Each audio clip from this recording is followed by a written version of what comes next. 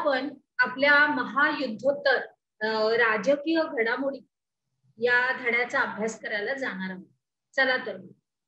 ह्याच्यामध्ये आपण थोडीशी उजळणी बाबत थोडीशी चर्चा करू. तर आपण प्रत्येक विषयाचा कशा रीतीने त्या संदर्भाने अभ्यास करतो. उदाहरणार्थ भूगोलामधून भूगोलाचा अभ्यास असतो, इतिहासामधून इतिहासाचा, नागरिकशास्त्रामधून नागरिकशास्त्र. तर आता प्रत्येक ठिकाणी आपण बघितलंय की आपल्या ज्या समस्या असतात, मग त्या आपल्या व्यक्तीच्या असोत, आपण समाजात राहताना आपल्या समाजाच्या असोत, म्हणजे किंवा आपण ह्या जागतिक घडामोडीच्या म्हणजे सर्व देशाच्या जगाच्या संदर्भात जरी बघितलं तरी प्रत्येक जण हा एकमेकाच्या सहकार्यावर अवलंबून असतो. बरोबर आहे. म्हणजे आपल्याला एकमेकांचं सहकार्य हे हवंच असतं आणि ते आपल्याला म्हणजे महत्वाचं आहे आपल्या आयुष्यामध्ये सुद्धा. जसं की आपण पण आपल्याला काही सुखसोयी हव्या असतात, काही आपल्याला आनंद हवा असेल तर किंवा आपल्या काही गरजा ह्या पुरवण्यासाठी आपण कधी कधी काही व्यक्तींवर आणि कधी कधी काय तर आपण नेहमीच पडेल आपल्या कधी व्यक्तींवरती, त्याच्यानंतर काही संस्थांवरती असे आपण कुणावर ना कुणावर तरी अवलंबून असतो. अवलंबून म्हणजे कसे, आपण आपल्या परस्पर सहकार्यांवर हे सगळं काही अवलंबून असतं. तर आतापर्यंत आपण हे बघितलंय. आता आपण पुढे जाऊया. चला. तर आता आपल्याला बघायची आहे आंतरराष्ट्रीय व्यवस्थेमध्ये काय काय. आता जसं व्यक्ती आणि समाजाबाबत तसंच ते राष्ट्रांबाबत सुद्धा येतं. अर्थात लक्षात आलं मी काय बोलते ते. म्हणजे बघा, आता आपण व्यक्ती आहोत तर आपल्याला एकमेकांचं सहकार्य लागतं. आता उदाहरण घ्या, तुम्हाला जर शाळेत तुम्ही जात असाल आणि जोरात पाऊस आला तर तुमचं सहकारी तुम्हाला छत्री देतो, आपल्या छत्रीत घेतो. म्हणजे काय, एकमेकांना सहकार्यच आहे. हे छोटस उदाहरण आहे. तर ह्या उदाहरणातून सुद्धा आपण पुढे पुढे जातोय आता. तर आता हे व्यक्ती, समाज, तसंच आता विविध राष्ट्रांबाबत सुद्धा आता आपण ह्याचा अभ्यास करणार आहोत. तर भारताप्रमाणेच आपल्या जगात अनेक स्वतंत्र देश आहेत. आपल्या उपक्रमामध्ये तसं लिहिलेलंच आहे. त्याच्यानंतर सातत्याने देवाणघेवाण तर चाललेलीच असते. आपण प्राचीन काळापासून बघतो, मध्ययुगातून आता आधुनिक काळात आहोत आपण म्हणून. तर प्रत्येक ठिकाणी मालाची ने-आण करणं, आपल्या चांगल्या वस्तू दुसऱ्यांना देणं, दुसऱ्यांच्या चांगल्या वस्तू आपण वापरणं, हे सतत प्राचीन काळापासून चालत आलेलं आहे. तर मग असे व्यवहार हे आपल्या राष्ट्रांशी, देशाशी होतच असतात आणि हे करायला पाहिजे. कारण ह्याच्यामधून आपले राष्ट्रामधले संबंध सुधारतात, आपल्या एकमेकांचं संस्कृतीची ओळख होते, आपण तर शिकवतच आलोय. आणि या सर्व स्वतंत्र आणि सार्वभौम देशाची मिळून एक व्यवस्था तयार होते. म्हणजे आता तर कसं आधुनिकता आहे, त्याच्यामुळं एक शिस्तबद्ध नियमावली सगळं काही लागून अगदी एक राष्ट्र दुसऱ्या राष्ट्राशी, एक देश दुसऱ्या देशाशी अगदी आनंदाने आणि व्यवस्थित व्यवहार करून राहू शकतात. त्याच्यानंतर ह्यालाच आपण काय बोलतो, आंतरराष्ट्रीय व्यवस्था.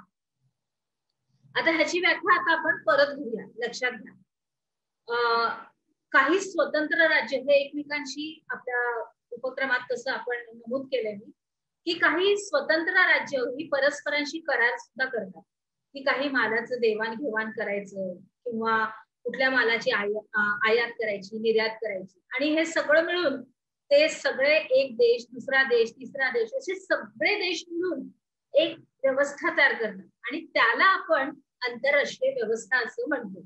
आणि या आंतरराष्ट्रीय व्यवस्थेची काही वैशिष्ट्य पण आहेत. चला बघूया तर मग आपण. परस्परावलंबन म्हणजे का, तर आता आपण बघतोच आहे की जगातले सर्व देश कोणत्या ना कोणत्या कारणासाठी परस्परावर अवलंबून असतात. आता कुणाकडे आधुनिक सुसज्ज दारुगोळा आहे, त्याच्यानंतर आपले ते आता युद्धासाठी वापरणारं सुसज्ज सगळं काही साहित्य वस्तू आहेत, तर त्या आपण एकमेकांना काय करतो, वाटून घेतो किंवा त्याच्यामध्ये काही करार करतो. आता आपल्यामध्ये काही चांगलं होतं, आपलं कोणता माल चांगला होतो किंवा कोणतं वस्तू चांगल्या होतात, तर त्या आपण त्या दुसऱ्या देशाला देतो आणि एकमेकांबरोबरचे संबंध आपण चांगले असे प्रस्थापित करतो. राष्ट्र कितीही मोठं आणि समृद्ध आणि विकसित असलं तरी ते कधीही स्वयंपूर्ण असू शकत नाही, कारण कुठल्या ना कुठल्या गोष्टीमध्ये आपल्याला अवलंबूनता दुसऱ्यावर ती लागतेच. म्हणजे थोडस सहकार्य लागतंच विद्यार्थी मित्रांनो. तुम्ही पण आपण आपल्या व्यवहारामध्ये जरी घेतलं तरी तुम्ही स्वयंपूर्ण आहात. कधी कधी कंपासात एखादी पेन्सिल कमीच पडते, बरोबर ना? मग आपण सहकार्याकडून, आपल्या सवंगड्याकडून, शेजारच्या बसलेल्या सहकार्याकडून आपण ते घेतो आणि ते वापरतो. अशा रीतीने आता हे तर छोटं उदाहरण झालं. हे तर आपण आता अभ्यास जो करतोय ना ते फार मोठा आहे आणि खूप छान विस्तारित असा अभ्यास आहे. अगदी तुम्हाला मज्जा येईल, म्हणजे तुम्ही हसत खेळत हे शिकाल आणि सोपं आणि सुटसुटीत असंच मी ते संपूर्ण स्पष्टीकरण तुम्हाला देते. तर आपण बघितलं की राष्ट्र कितीही मोठं असलं तरी ते समृद्ध आणि विकसित जरी असलं तरी ते सगळ्या बाबतीत स्वयंपूर्ण असं असू शकत नाही. तर मग मोठ्या राष्ट्रांना सुद्धा अन्य राष्ट्रांवरती छोट्या ह्याच्यामध्ये असं नाही आहे, काही काही छोटी राष्ट्र पण आपल्याला ह्याच्यासाठी मदत करू शकतात. तर मग म्हणूनच परस्परावलंबन हे आंतरराष्ट्रीय व्यवस्थेचं म्हणजेच आपल्या जागतिक व्यवस्थेचं एक महत्वाचं वैशिष्ट्य आहे. आलं लक्षात? चला तर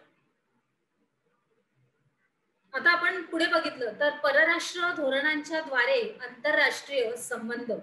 आता आपलं राष्ट्र दुसऱ्या राष्ट्राशी जे काही संबंध ठेवतोय, त्यांच्याशी काही देवाणघेवाण करते, हे त्याच्याद्वारेच आपण एक आंतरराष्ट्रीय संबंध प्रस्थापित करतो आहोत. की जसं की शांतता एकमेकांच्या बरोबर, एक राष्ट्र दुसऱ्या राष्ट्रावर हे युद्ध असे भयानक प्रसंग एकमेकावर आणू देऊ नयेत म्हणून.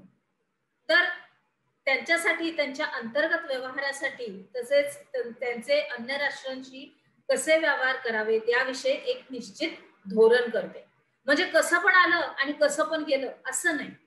तर एका विशिष्ट देशाशी आपला काय आपलं धोरण आहे, आपण त्याच्याबरोबर कोणत्या प्रकारचा करार करतोय, कोणता माल आपण त्यांना देतोय, कोणता माल आपण त्यांच्याकडून आणतोय, त्याच्यानंतर काही अजून काही देवाणघेवाण आपल्या व्यवहारामधली आपण कसे करतोय, तर हे एक निश्चित नियमावली, एक धोरण करतात ते. आणि अशा धोरणाला परराष्ट्र धोरण असं म्हणतात.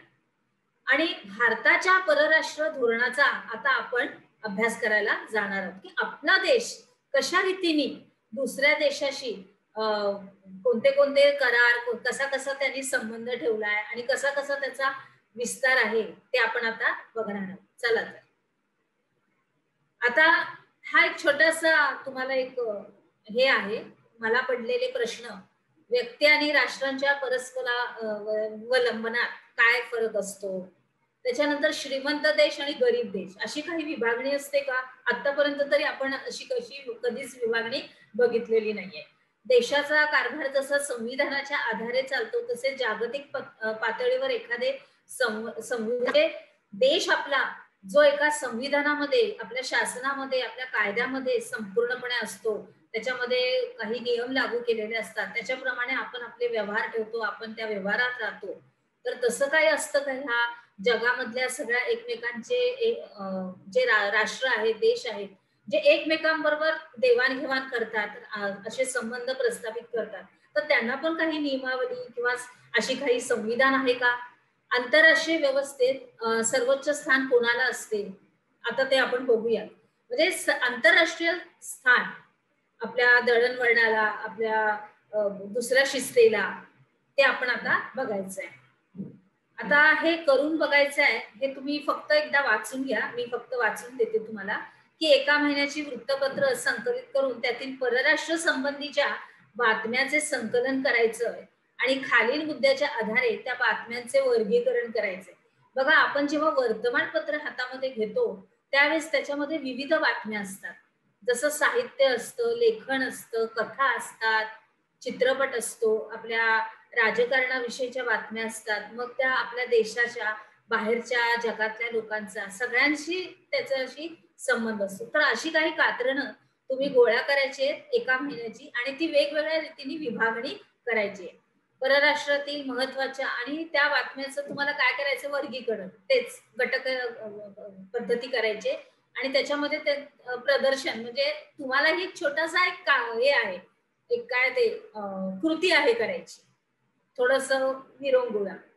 आणि परराष्ट्रातील महत्वाच्या पदांवरील व्यक्तींनी आपल्या देशाला दिलेल्या भेटी, कोणत्या कोणते देशातले लोक आपल्या देशाला भेटी देऊन गेले, आपले कोणत्या प्रकारचे करार त्यांच्याशी प्रस्थापित झाले, कोणत्या प्रकारचं देवाणघेवाण आहे ते, आपला देश व अन्य देशा यामध्ये झालेले करार, तेच मी आता बोलले.